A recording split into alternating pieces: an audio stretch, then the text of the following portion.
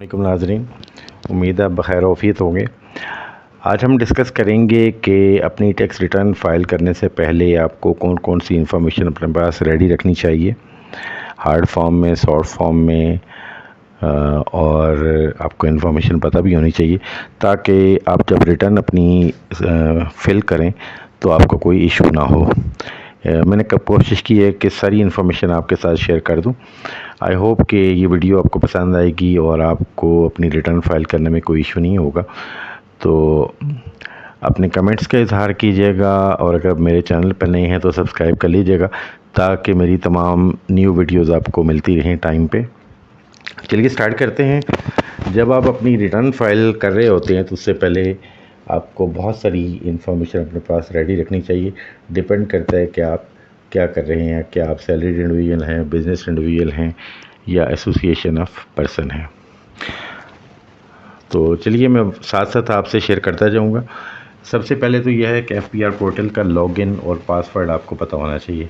अगर आप इंडिविजुअल हैं तो आपका CNIC आपका लॉगिन है और आपका पासवर्ड जो FPR ने आपको अलॉट किया हुआ है वो आपके पास होना चाहिए। आईरस पोर्टल पे जाके आप लॉगिन करें और वहाँ अपनी रिटर्न आप फिल करना शुरू कर सकते हैं। लेकिन उससे पहले आपको ज़रूरत इस चीज़ की है कि आपके पास ये इन्फॉर्मेशन सारी होनी चाहिए। ये सारी इन्फॉर्मेशन ज़रूरी नहीं है कि आप पे अप्लाई होती हो। फॉर एग्ज़ाम्पल अगर मैं इनकम की बात करूं और आप सिर्फ सैलरीड इंडिविजुअल हैं तो आपको सिर्फ सैलरी की डिटेल चाहिए इसमें से।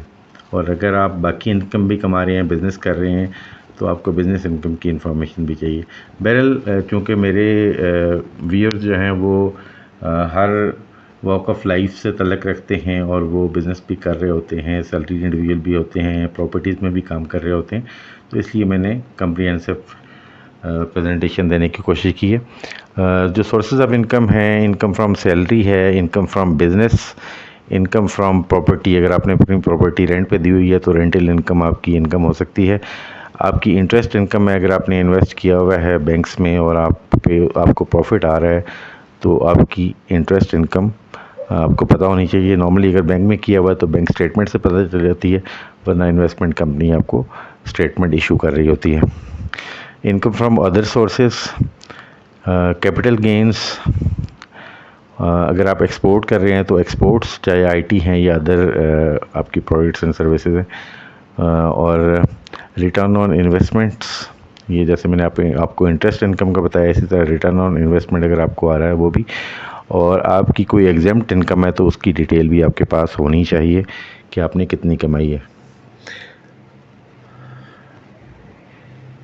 अब प्रूफ ऑफ इनकम जो है उस हवाले से अगर हम बात करें, अगर आप सैलरीड इंडिविजुअल हैं तो आपके पास एक सैलरी सर्टिफिकेट होगा। हर महीने आपको एक सैलरी सर्टिफिकेट आपका एम्प्लॉयर इशू करता है जिसमें आपकी सैलरी की डिटेल होती है और उस पर टैक्स कितना कटा है उसकी डिटेल होती है।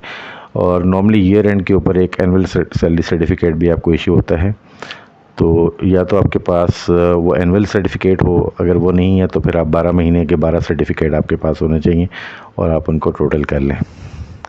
इसी तरह इनकम फ्रॉम बिज़नेस है तो आपके पास बिज़नेस अगर आप कर रहे हैं तो आपके पास फाइनेंशियल स्टेटमेंट्स होनी चाहिए, यानी आपकी इनकम स्टेटमेंट, बैलेंस शीट और बाकी डिटेल्स, कैश फ्लो वगैरह आपके पास होनी चाहिए, सो दैट कि आप उनको प्रॉपर्ली फिल कर सकें। अगर आप इनकम फ्रॉम प्रॉपर्टी कमा रहे हैं तो रेंटल्स की टोटल डिटेल आपके पास होनी चाहिए।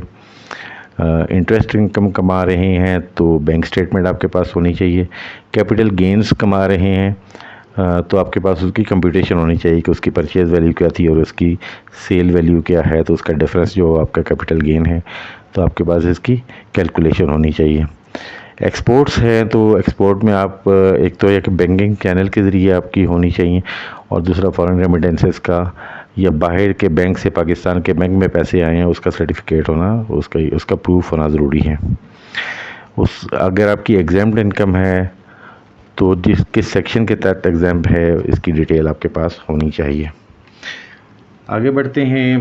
टैक्स की डिटेल्स आपके पास होनी चाहिए कि सैलरी पे आपका कितना टैक्स कटा है, सप्लाईज, सर्विसेज और कॉन्ट्रैक्ट्स के ऊपर कितना टैक्स कटा है, प्रॉपर्टी परचेज़ और सेल के ऊपर आपका टैक्स कितना कटा है, रेंट के ऊपर अगर कोई टैक्स कटा है तो उसकी डिटेल, इंटरेस्ट इनकम के ऊपर बैंक ने कितना काटा है, एक्सपोर्ट्स पे अगर आपकी कोई टैक्सेशन कटी है, बैंक ने काटा है या स्टेट बैंक की तरफ से कटा है, तो उसकी डिटेल भी आपके पास होनी चाहिए।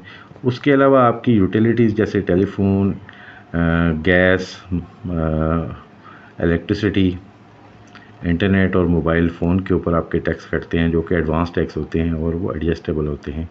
इसी तरह जो आपके प्रॉपर्टी परचेज़ और सेल के ऊपर टैक्स होते हैं वो भी एडजस्टेबल होते हैं।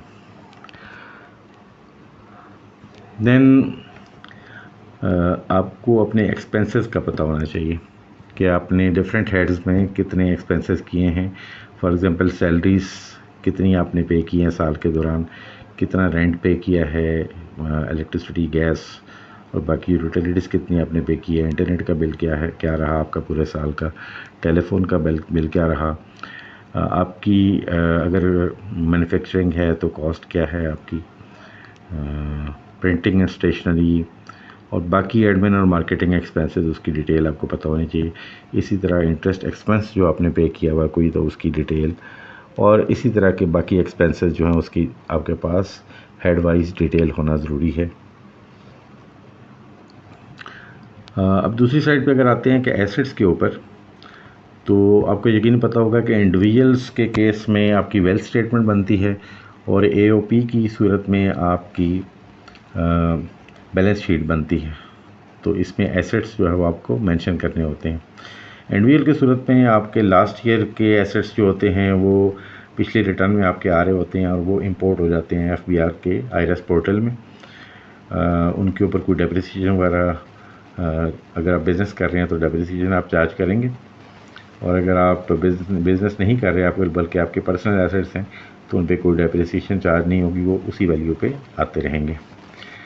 अब इस साल में क्या एसेट्स ऐड हुए हैं, चाहे वो क्लोजिंग बैंक बैलेंस भी आपको पता होना चाहिए, आपकी प्रॉपर्टीज़ कितनी आपने ख़रीदी हैं, कैश इन हैंड कितना है या पेटी कैश कितना है, एडवांसेस, प्रीपेमेंट्स, क्या क्या क्लोजिंग बैलेंस था। तो ये आपको क्लोजिंग बैलेंसेस चाहिए। अकाउंट रिसीवेबल्स हैं, इंटेंजिबल आपके कोई एसेट्स हैं, सॉफ्टवेयर वगैरह हो गए या कुछ और, तो उनकी डिटेल्स आपके पास होनी चाहिए, उसके क्या क्लोजिंग बैलेंसेस हैं। प्रॉपर्टीज़ परचेज एंड सोल्ड, इसकी डिटेल्स आपके पास होनी चाहिए। प्रॉपर्टी परचेज ऐड हो जाती हैं और प्रॉपर्टी जो डिस्पोज हो जाती हैं या सेल हो जाती हैं वो माइनस हो जाती हैं। कोई एसेट आपको इनहेरिट हुआ है, विरासत में कोई एसेट आपको मिला है इस साल के अंदर, तो वो उसमें ऐड हो जाएगा। और व्हीकल्स, कोई गाड़ी, पिछले साल क्या बैलेंस था और इस साल क्या एडिशन डिलीशन हुई है, उसकी डिटेल आपके पास होना चाहिए। अगर आप मैन्युफैक्चरिंग कर रहे हैं तो प्रॉपर्टी, प्लांट एंड इक्विपमेंट की डिटेल आपके पास पता होनी चाहिए। फर्नीचर, फिक्सचर, कंप्यूटर एक्सेसरीज़ वगैरह, या किसी से कोई लोन रिसीवेबल है तो उसकी डिटेल, ये सारे आपके एसेट्स होंगे जिनकी डिटेल्स आपके पास रेडीली अवेलेबल होनी चाहिए। अब बात करते हैं लायबिलिटीज़ की। तो लास्ट ईयर की लायबिलिटीज़ आपकी आ रही होती हैं जो इंपोर्ट हो जाती हैं पिछली रिटर्न से। तो उनमें क्या क्या चेंजेस आई हैं, कोई नया लोन आपने लिया है, कोई पिछला लोन आपने रीपे कर दिया है, तो क्लोजिंग बैलेंसेस आपको पता होने चाहिए। कोई फुली रीपे अगर लोन हो गया है तो उसमें से निकल जाएगा, नया लोन लिया तो उसमें ऐड हो जाएगा। इसी तरह आपके बिज़नेस के कोई अकाउंट्स पेएबल्स हैं, एक्रूड एक्सपेंसेस हैं, वो उसकी डिटेल्स भी आपके पास होनी चाहिए, या कोई और पेएबल्स हैं, तो ये सारी डिटेल्स आपकी होनी चाहिए। और पर्सनल लेवल पे अगर आप इंडिविजुअल हैं तो कोई पर्सनल लोन भी अगर आपने लिया हुआ है बैंक लोन के अलावा, तो उसकी डिटेल भी आपके पास होनी चाहिए, और किससे लिया गया ये डिटेल भी होनी चाहिए। देन एक और इम्पॉर्टेंट चीज़ है गिफ्ट रिसीव्ड और गिफ्ट गिवन। अगर आपने किसी से गिफ्ट लिया है या गिफ्ट दिया है तो उसकी डिटेल्स भी आपके पास होनी चाहिए कि क्या गिफ्ट आपने लिया या दिया। और गिफ्ट्स आपको पता है कि वो ब्लड रिलेशन से जो है वो एग्जेम्प्ट होते हैं, और उसके अलावा अगर आप ले रहे हैं तो वो टैक्सेबल होते हैं, आपकी इनकम में ऐड हो जाते हैं। उसके बाद इंडिविजुअल रिटर्न्स में पर्सनल एक्सपेंसेस होते हैं और डिफरेंट हेड्स वहाँ गिवन हैं। तो मैं आपको जस्ट ब्रीफली बताता हूँ कि आपकी ग्रॉसरीज पे हाउस होल्ड एक्सपेंसेस जो हैं वो क्या हैं, fuel, education, electricity, gas, functions and gatherings के ऊपर, और बाकी डिफरेंट हेड्स में आपके क्या एक्सपेंसेस हैं इसकी डिटेल आपके पास होनी चाहिए। उसके अलावा आपको एफबीआर मालूमात या एमआईएस पोर्टल जो है वहाँ से अपनी पिछले साल की मालूमात भी लेनी चाहिए, और वहाँ से पता चलेगा कि आपका कितना कितना टैक्स किस किस डेट में कटा हुआ है, किस किस सेक्शन के अंदर। तो वहाँ से जो इन्फॉर्मेशन आपके पास आई है उसको अपने पास एक तो ले लें और उसके बाद उसको आप अपने वेरीफाई भी कर लें अपने सिस्टम के साथ कि आपकी जो इन्फॉर्मेशन है उसके अलावा कोई नई चीज़ तो नहीं है उसमें। तो ये सारी चीज़ें करने के बाद जब आपके पास होंगी ये सारी चीज़ें, तो फिर आप अपनी रिटर्न जो है बड़ी इजीली फाइल कर सकते हैं।